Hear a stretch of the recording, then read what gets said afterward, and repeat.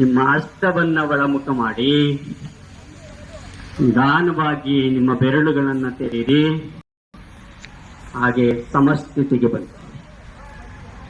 ಈಗ ಎರಡನೇ, ಇದು ಉತ್ತಮವಾದಂತಹ ಆಸನ.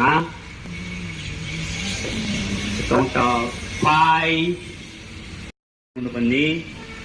ಹಾಗೆ ನಿಮ್ಮ ಕೈಗಳ ಸಹಾಯದಿಂದ ಕಾಲನ್ನು ಕೆಳಗಡೆ ಇಳಿಸಿ ಸಮಸ್ಥಿತಿಗೆ ಬನ್ನಿ. ತೆಗೆದುಕೊಂಡು ಹೋಗಿ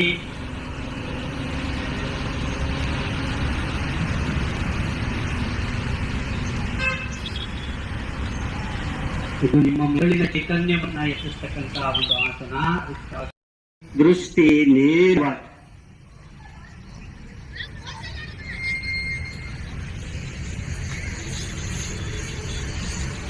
ಇದು ವೃಕ್ಷಾಸನ. ಇದು ನಿಮ್ಮ ನೆನಪಿನ ಶಕ್ತಿಯನ್ನ ಹೆಚ್ಚು ಮಾಡತಕ್ಕಂತ ಒಂದು ಆಸನವಾಗಿದೆ. ನಿಮ್ಮ ಕಾನ್ಸಂಟ್ರೇಷನ್ ಲೆವೆಲ್ ಕಾಲ ತೊಡೆಯ ಒಳಭಾಗಕ್ಕೆ ಹಾಕಿ ದೃಷ್ಟಿ ಒಂದು ಕಡೆ ಇದ್ರೆ ಬ್ಯಾಲೆನ್ಸ್ ಇರುತ್ತೆ.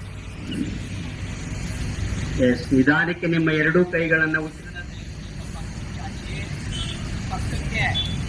ಪಕ್ಕಕ್ಕೆ ಚಾಚಿ. ಸಾಮಾನ್ಯವಾಗಿರ್ಲಿ ಉಸಿರಾಟ. ಉಸಿರನ್ನ ಇಮ್ಮಡಿಗಳನ್ನ ಮೇಲೆ ಎತ್ತಿ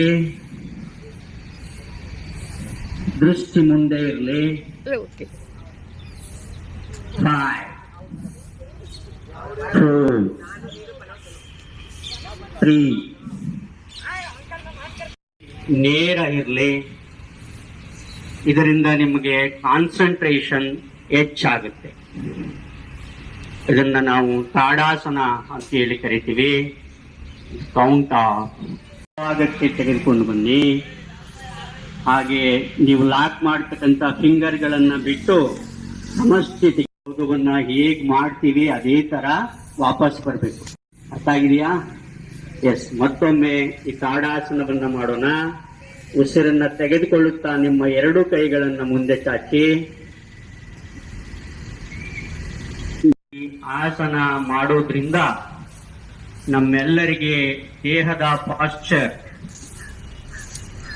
ನಿಮ್ಮ ದೇಹ ಒಳ್ಳೆಯ ಆಕೃತಿಯನ್ನ ಪಡೆದುಕೊಳ್ಳೋದಕ್ಕೆ ಸಹಕಾರಿಯಾಗುತ್ತೆ.